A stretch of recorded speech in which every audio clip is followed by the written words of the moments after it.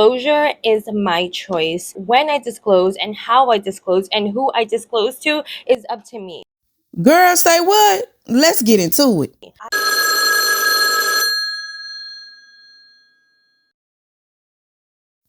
Hey friend, it's Trese. Welcome back to the channel where we tell the truth and shame the devil. So y'all, let's get into this video. So there are some clips going viral on TikTok. One in particular is of this young lady who she's basically saying, look, if I got HIV, it's nobody's business, including the people that I am sleeping with, kissing with, or doing anything else with. But y'all, she's not the only one that feels this way. So let's check out what she got to say, child.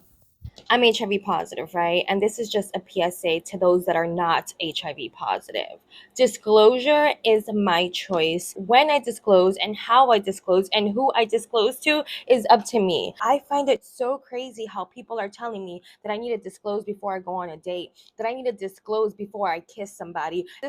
Ma'am, and you do, but keep going. This is the craziest one. Before I even tell them my name, it's not happening. I don't think that it's my responsibility to tell someone that I'm HIV positive if they are treating me as if I'm not. Your health is your responsibility. Adopt the mindset of medical practitioners. Assume that everyone has something until they prove to you that they do not. Why are you kissing a stranger or trying to kiss a stranger that you just met? Why are you trying to have intercourse with someone raw that you just met? You don't know me from a hole in a wall. Why are you trying to put your thing inside of me without any kind of protection? Why do I have to be the one to say, hey, chill out, I'm HIV positive, instead of you asking, taking the time to know me, get to know me, let's go get tested together if you want to take the next step? Why do I have to be the one protecting you from yourself? No, baby, that is not my responsibility. And I just wanted to make that clear. Okay, love you, bye. Now, friend, I do agree with some of the things that you said. But some of them miss, oh, no, ma'am. We're going to get to that at the end of the video. Y'all check this other video out.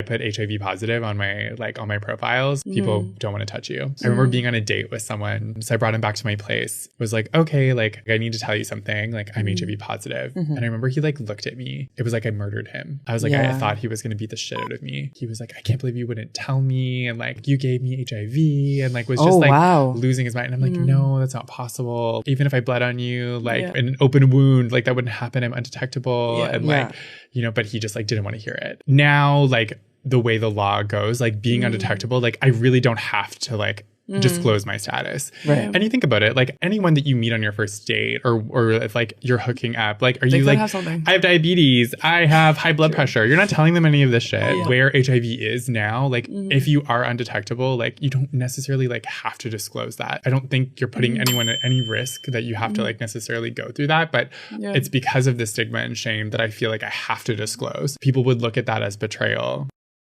Sir, please. I know we are not comparing having HIV to having diabetes.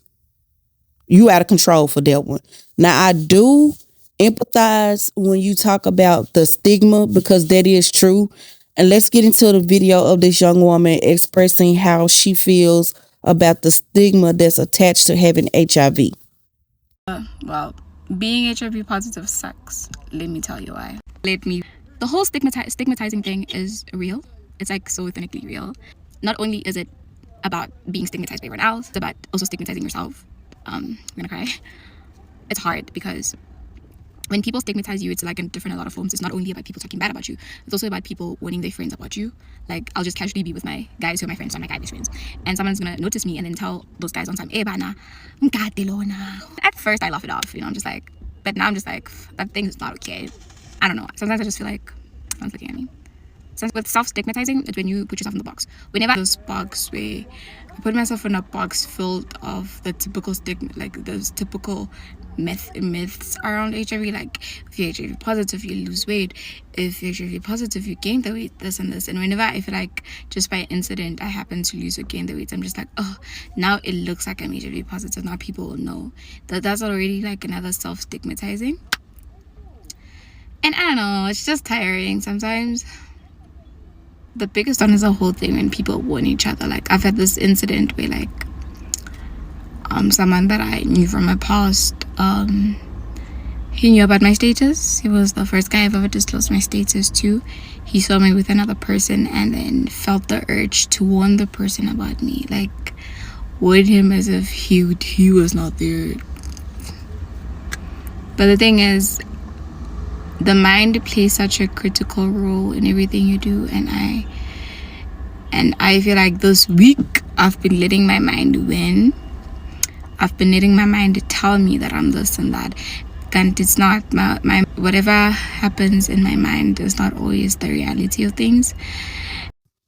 So definitely prayers for this young lady. You can tell that her emotional state has been affected by the stigma of having HIV. And I do think that that is still a true and real thing, even though there's been tons and tons of medical advancement with HIV, but I do think it is still stigmatized.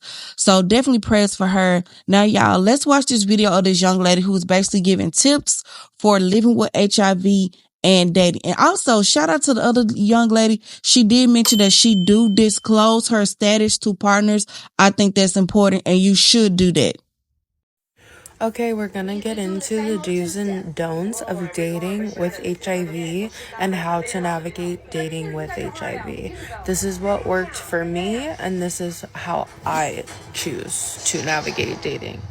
First and foremost, do not kiss a man or engage in any kind of sexual activities, not intercourse, but do not be out here kissing, touching, and loving on someone unless you have disclosed your HIV status. That's my number one thing. Personally, I feel like being diagnosed with something with HIV, I had to put people in my shoes and treat them how I would want to be treated when it came to disclosing my HIV status. With that being said, I personally knew that if I was dating someone for 3 months, just talking, not doing anything sexually, but they did not disclose their status to me, I would be infuriated. I would be so mad. And I wouldn't necessarily be mad due to the stigmatization of HIV. I would be mad because I think it's unfair to not give someone the space and the freedom to do what they want before they develop this attachment to you. Personally, I think that when dating with HIV, you should be disclosing your status in 1 month.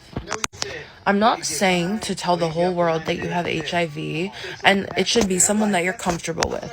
But you can do little things to set them up and kind of get an idea as to how they may feel about this. For example, you can make up a story. Oh my god, I had a girlfriend, her boyfriend gave her chlamydia and blah blah blah. His reaction off something like that, something messy, something that has nothing to do with you, but you know later will have something to do with you. Those reactions and the little subliminal comments and just their demeanor overall will tell you everything you need to know about this person. Don't get me wrong, I've had interactions with people where I felt that they had more shame and carried more stigmatizing thoughts and shameful thoughts about my HIV status than I did. I had to remove those people from my life because you're not about to shame me for something that, one, I can't control, but two, is out of your control. No one can control this. But what you can control when dating with HIV is your intentions. Your intentions with not only yourself and your relationships, but with your partners. Dating with HIV sounded so scary at first because it's like, oh my gosh, who will ever love me? Who's ever gonna be with me? Like, how will I go on? You think that, but you would be surprised how intentional your life comes when dating with HIV because you're removing so much of the fluff and you're being real and raw. Now, I 100% agree with everything that last young lady said. What happened to the golden rule of treating people how you want to be treated? Anyway, y'all, let's get into this next video that talks about what happens when you fail to disclose your HIV status and how you are affecting other people's lives. She's not going to beat this. You need to take her off the ventilator, and she's not going to make it because she has HIV, she has AIDS. Denise died April 2nd, 2022, and based off her blood work. She was in full-blown AIDS after having untreated, undiagnosed HIV. for at least 5 years. The person who gave it to her was not unknown. Criminal records allege it was her husband, Cleveland Brody. Mr. Brody, you are charged at this time with the sole count of reckless conduct, HIV-infected person. It is a felony charge. Would you like the court to read your warrant aloud? No, ma'am. The warrants read, this was no accident, instead intentional. Detectives claim medical files reveal Brody knew of his status since 2006.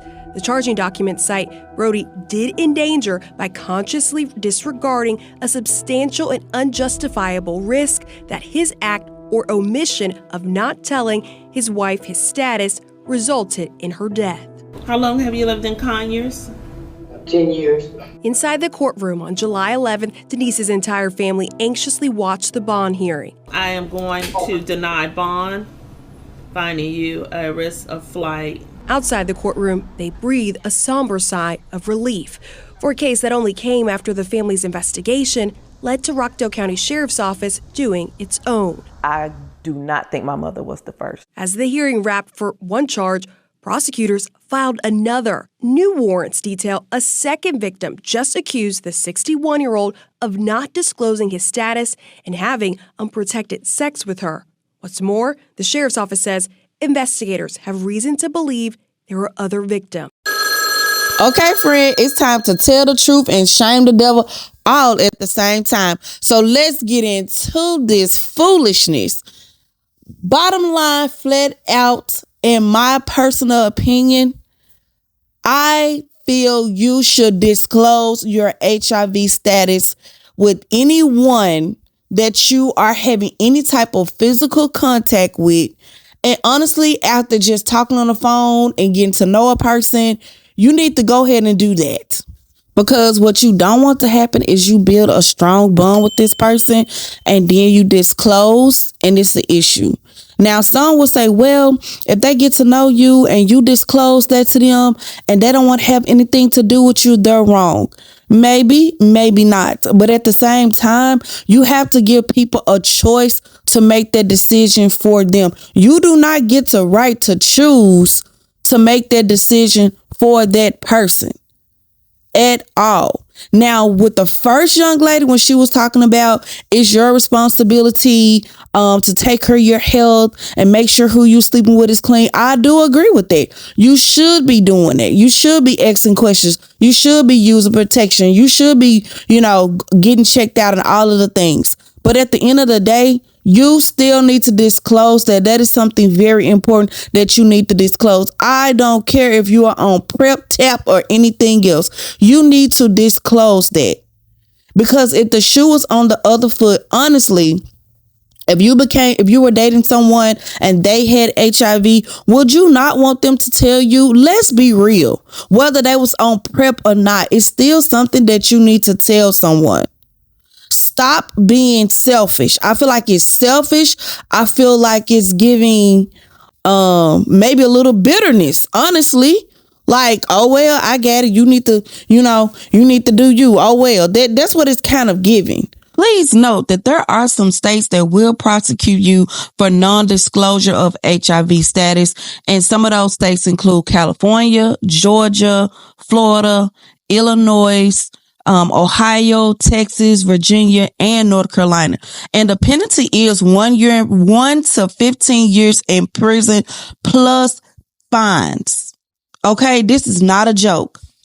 So not only could you destroy someone else's life, but you can destroy your own simply by not being upfront and honest. I'm sure it's not an easy conversation. However, oftentimes many things in life are just not easy, but you have to do it. Anyway, y'all, that is my thoughts on this. Please leave y'all comments down below because y'all know I want to know. And y'all make sure y'all stay tuned. Hold on. If you like the content, make sure you subscribe. We are on the road to 1K. Don't forget to like, comment. Now let's get into our mental health reminder. Bye, friend. It's not working because you don't have a passion for it. It is something that somebody told you to do, and that's why you're doing it, but you really don't want to do it. Let's find our passion because life is short.